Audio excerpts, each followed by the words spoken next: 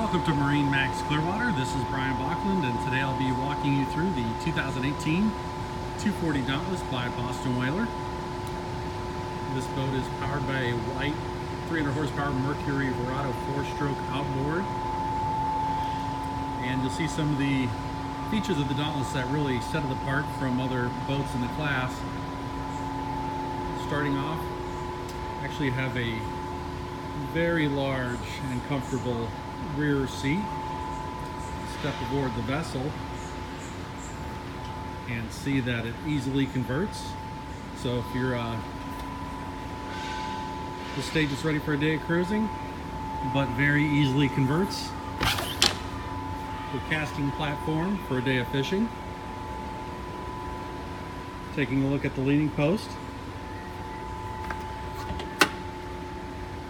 15-gallon blue gel coated lighted live well. Leaning post is convertible for either a standing position or comfortably seated while running. Looking at the helm, plenty of room for in-dash electronics. Do have storage for life preservers up top. Moving up to the front. Inside the console, head with porta potty,